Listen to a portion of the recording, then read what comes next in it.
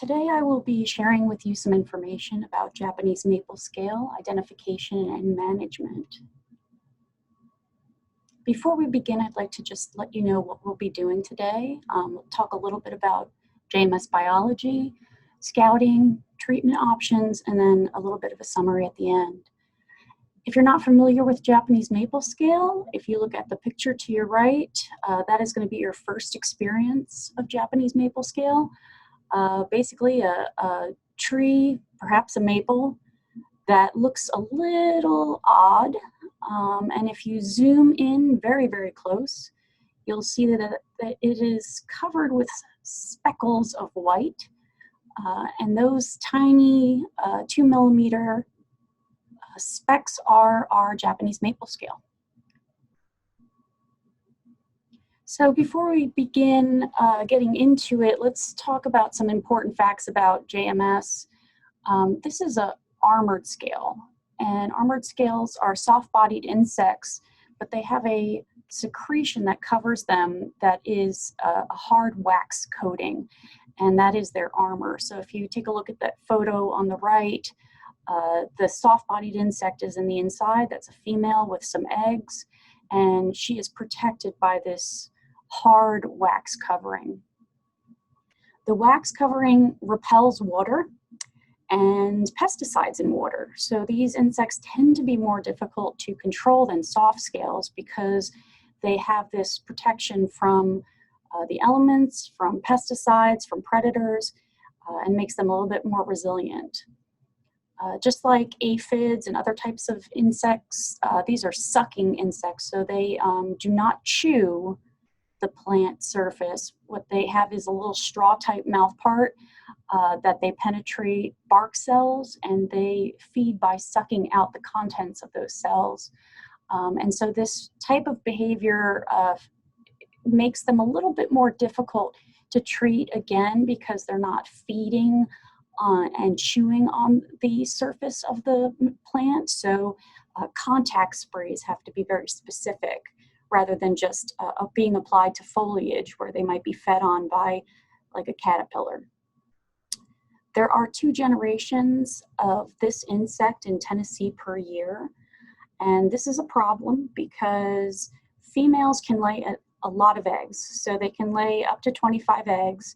And in a perfect world, where no predators exist and where everybody survives, in 1 year, so 2 generations, a single female can result in 625 scales. And in 3 generations, so a year and a half, you can have thousands of scales. That's, of course, the highest estimate. Usually we estimate that maybe a single female will result in 1,000 scales, which is still a lot. So the growth potential of populations is very high for this insect. As far as the life cycle of JMS, what we consider sort of the start of the infestation is the crawlers. So if you look at those little purple insects that are the only real vulnerable stage of the insect that is not covered with a shield, these crawlers hatch out and they start moving around and looking for new places to feed. They may be blown by the wind into new hosts. They may be carried by other insects and land on new plants in different areas. And so they, as they're searching for a new place to feed, after a few days, they settle down and start feeding and very quickly secrete a wax shell to protect them. They go through a couple of developmental instars, so you'll see, and I want to point out the picture on the right, those brown, very small insect coverings. Those are the immature Japanese maple scales, and that stage blends in very well with a lot of bark colors and textures, and so they're very difficult to see. Eventually they will molt into adults, and this insect species does have males and females. The males are winged and they live for a very short time, but they fly around and mate with the females, who are these soft-bodied sedentary insects. They don't go anywhere for the rest of their lives. They just grow into another stage and molt. And it's the adult females that have these white coated armor. And so the females are the ones that become very obvious to the eye when they molt and have this white wax on top of them. So, but even so, as at the adult stage, the scale is only 2 millimeters in length. And so until an infestation gets rather large, you may not notice that these insects are present. The female lays eggs underneath her armor, and as the eggs hatch, the crawlers push out from under it and the cycle begins again. As I mentioned, the JMS has 2 generations per year in Tennessee. And so the first generation of crawlers starts emerging in early May at around 800 growing degree days. And you see a very sharp peak in May into June. They kind of go, start becoming molting and feeding into adult stages, and then you'll get the second generation in August of crawlers that are emerging, and then it'll peter out, and you kind of, you can find crawlers out into October, but by the middle of October, the crawlers have all become sedentary and are preparing to overwinter. Males appear in April and again in July.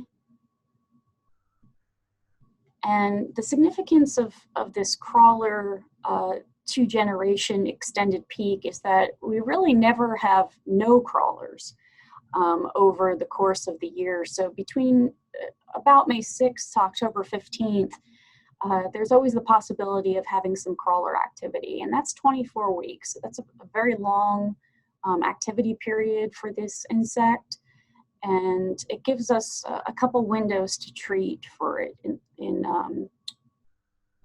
for insecticide treatments.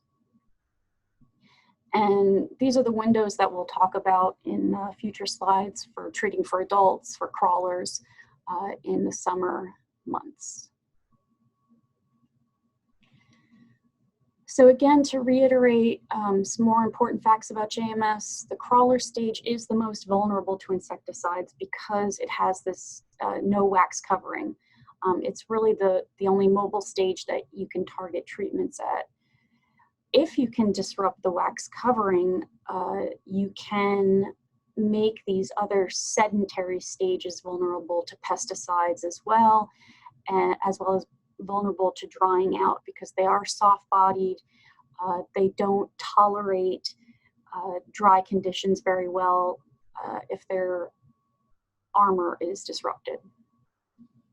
One of the key things to remember about JMS is that it is established in the landscape and forest systems in Tennessee. So if you're managing it on a farm or on a property, it can always return because it is likely that it is in the surrounding environment. And so you may be able to clean up the plant, but you may find a couple of years later it has returned to potentially a different spot on the property or to new plants.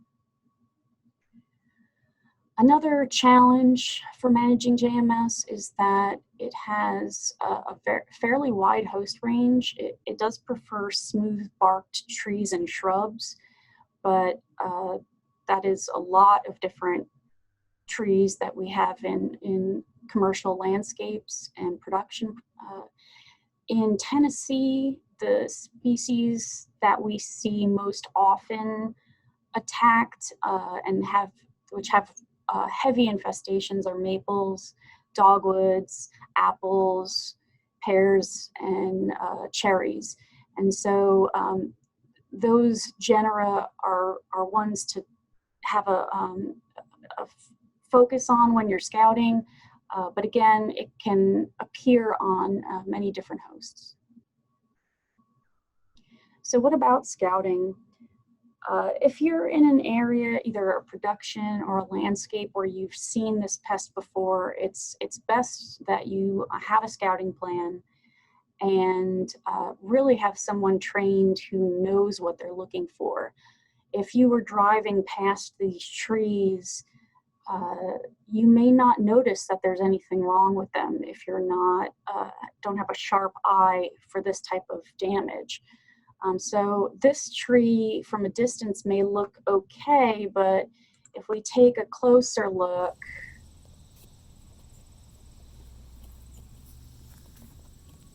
and zoom in, we'll see that this trunk is actually covered from top to bottom in scale.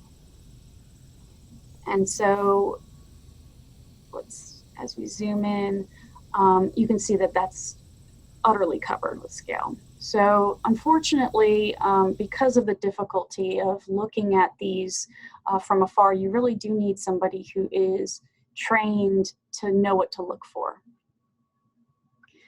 So some tips for scouting. If you're going to scout for adults, the time of year that is best to look is in February. This is right when the overwintering scales are molting to the adult stage. So those white scale covers really pop, and they really become very apparent on the trees. Also, anything that is deciduous has, dropped their leaves, so it's a lot easier to see into the branch canopy where there might be infestations. And if not, you can always look at the main trunk. A lot of infestations start at the base of the trees because the scales get blown out of the canopy and into the ground, and then they crawl back toward the base of the trunk. The other benefit of scouting in February is that you have an entire year to plan management options. If you scout later in the year for second generation treatments in July or later, you can still scout any time of year, but it may be a little bit more difficult to scout beyond the tree trunks because of the foliage blocking your view. The other challenge in other times of the year or scouting in the fall is that if you have a new infestation, it is likely that you will have a lot of second instars that are blending in with the bark. And again, that image on the right of those very small brownish armor coverings, it's very difficult to see by eye. It's even difficult to see with a hand lens.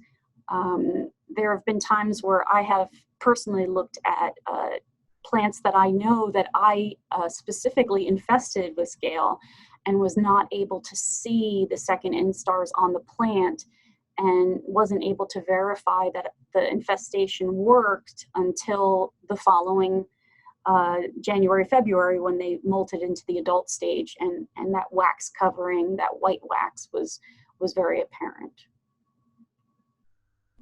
So again, what are you looking for? You're looking for these white scale covers. You can crush a few of them to see if they're alive. They are purple bodied and tend to stain purple. So if you crush them against a white piece of paper, you'll see sort of purple smear. You can focus on the base of those trees and crooks of branches. That's kind of where they tend to hide, and you won't notice them until they spread.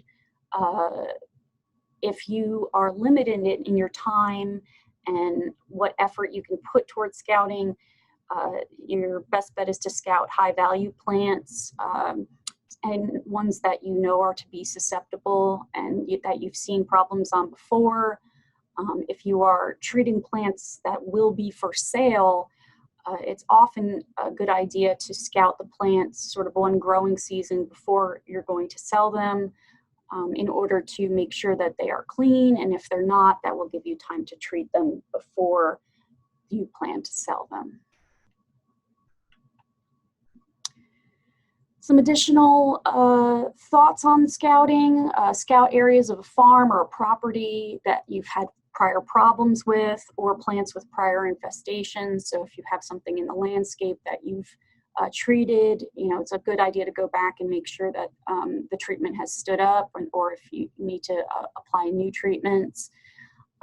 Any species or cultivars you've had problems with before, and any new plants. So if you're bringing plants in, whether it's to a retail, whether it's to a property that you're landscaping, or to a production facility, always inspect your new shipments of plant material. Now, monitoring for crawlers is another way of scouting, and generally speaking, this is in order for you to time your applications for when the crawlers start becoming active. If you're going to be doing late spring or summer applications. Generally in Tennessee, you want to start scouting the first week of May, anywhere before 800 growing degree days. And again, later on in the summer, if you're looking at the second population in July, somewhere around before 2400 growing degree days, that's when that second population is going to start really emerging. And so in order to trap with sticky tape, let's take a look at this. Very easy way to scout for crawlers is to apply vinyl tape or another form of tape to an area of a tree that is infested. So you want to actually find an infestation first and put the tape around or adjacent to the population that you found. And then you're going to apply a very small, thin layer of petroleum jelly, preferably at the center of that tape. You don't want the jelly to run onto the scales on the bark and smother the insects, because what you want is when those scales start hatching, they are going to crawl onto the yellow tape or white tape, whichever color you prefer, and you're going to be able to take a look at those under a microscope and see that they've gotten stuck on within the Vaseline. And so that's a way for you to keep track of when those populations are starting to become active and to time your spray applications. So what are you going to treat with? Well, there are a number of products that are labeled for armored scales. There are also a number of products that we have tested ourselves here in Tennessee that are known to be effective. So this table provides you with some information about active ingredients that are labeled for JMS or for armored scales in general. The ones in yellow are the ones that we have tested that work very well. The ones in gray have a high likelihood of working. The one product in orange is a product that we've tested on other armored scales and may or may not work on Japanese maple scale. And the white products are ones that we have not tested. They are labeled for armored scales, but we don't know if they will work against Japanese maple scale. So now I'm going to walk you through a year and let you know kind of what products you should be looking at applying over the course of a year. So during January through April, you have the opportunity to apply dormant oil applications. We've found this to be fairly effective at reducing your initial population up to 75%. And really what the horticultural oil is doing is it is dissolving the wax covering over the insects and allowing those to flake off. And that is allowing the insects to dry out during this winter period or early spring, and that helps increase their mortality. You do want to apply these products when it's above 40 degrees out. If you're concerned about a particular plant and how the horticultural oil will affect it, again, do a test area first if you're concerned, but we have not found any problems when we've applied horticultural oil at 2 to 3% during the winter. This will also help dead scale covers to flake off, because one of the challenges with treating this insect is that you can kill the insects, but those scale covers tend to stick onto the bark of the tree. So the oil will help dissolve the scale wax and allow them to fall off. One of our new recommendations after a couple of years of research is an early application of growth regulator, Pyriproxyfen, with our dormant oil. So normally growth regulators are applied to the crawler stage of these insects, but we wanted to know if we could affect the females and female egg development if we did an earlier application.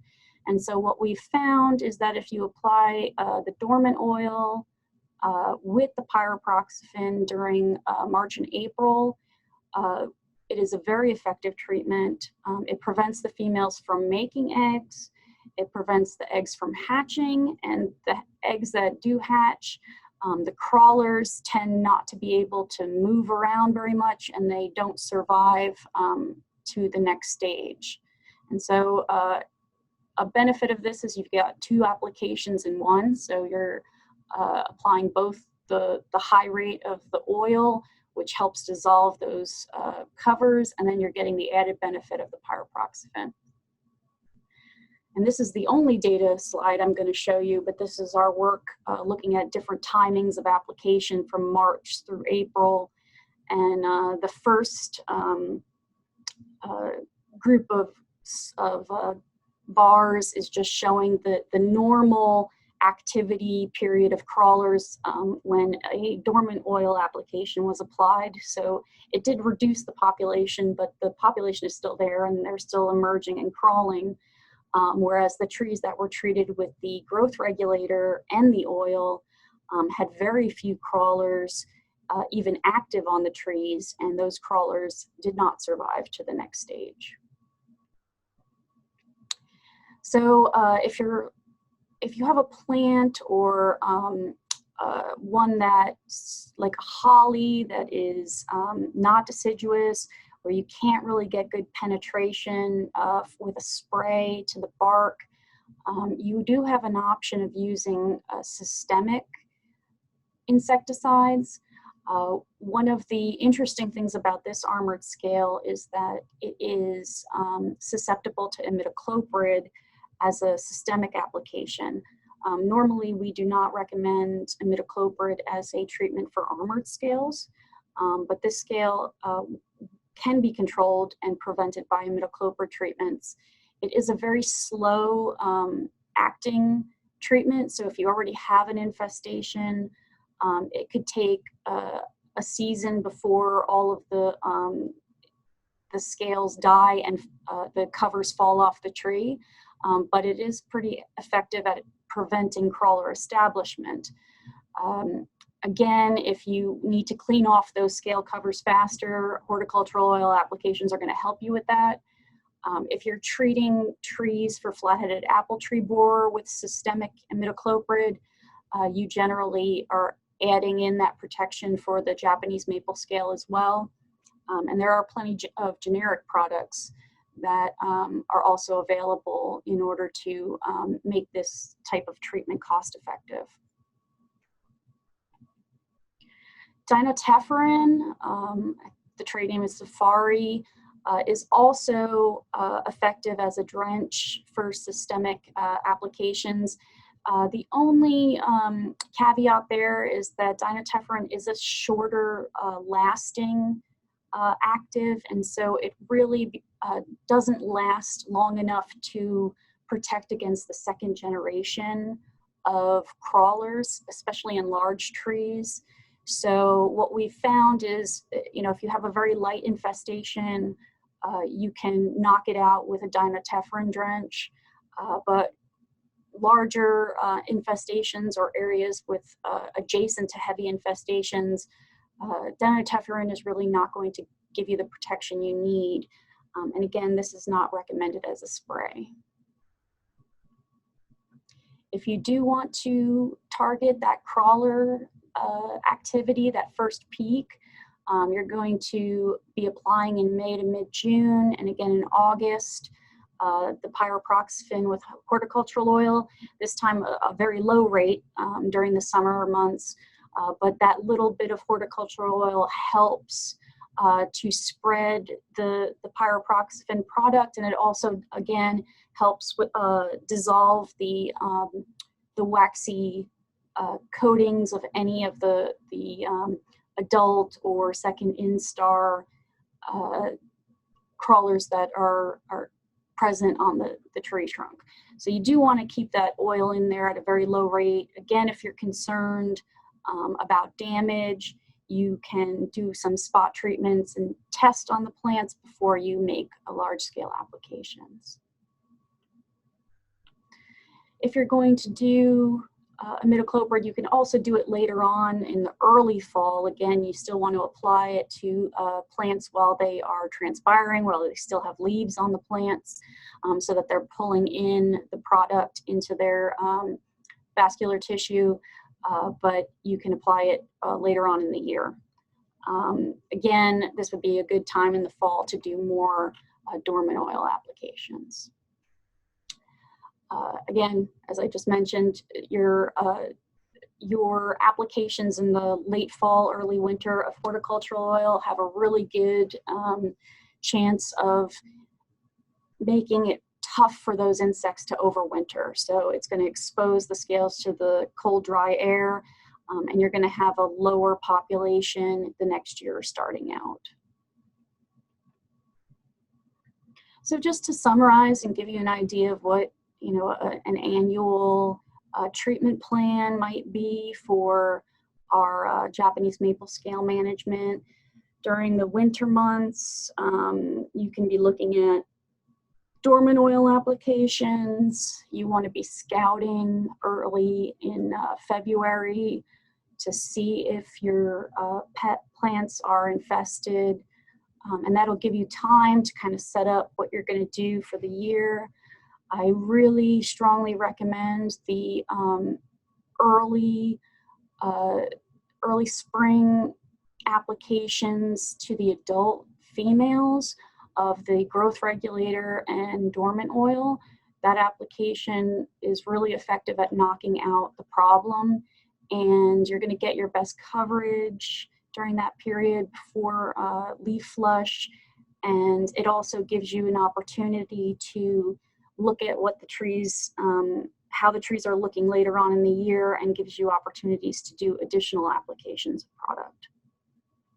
If you're going to target those crawler stages during the summer months, again, you're looking at around 800 growing degree days to take a look at those trees, and again, in August, around 2400 growing degree days, with scouting intermittent in between those time periods in order to kind of time when those populations become active.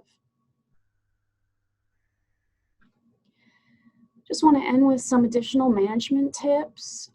Again, inspect your plant material, and I always recommend treating with dormant oil as a preventative. It is cheap, it's safe, and it allows you to knock back, not just Japanese maple scale, but mite problems and other overwintering egg stages of problem pests. And so it's a really safe and effective treatment for a number of things. So if you can get those dormant applications out there, do it. Plan if you're in a production situation where you're going to be selling trees. You do want to take a look at those at least a growing season prior to shipping. It takes quite a bit to clean plants up from this particular pest because those scale covers don't fall off easily. So you need to have some time in order to take care of it. And again, because it's so difficult to see these pests before they get out of control, You do need to have trained workers assigned for scouting JMS. They need to know what to look for. They need to know where to look. They need to know what time of year to look. And then they need to know how to treat and when to treat. So if you have a very busy schedule, it's good to have these things on your calendar so that it just pops up and you know when to schedule your treatments and when to schedule your workers for to be prepared to do the management of these pests. I want to thank the companies that provided product and support for our insecticide trials, and to all the lab members who spent many, many hours at the microscope counting Japanese maple scales so we could get information on how to manage this pest in nursery and landscape. If you have any questions or need assistance with this problem, my contact information is present right there, my email and phone number. Please give me a call. I'm happy to help anyone who needs some assistance or information on managing this pest. Thank you very much, and I hope you have a pleasant day.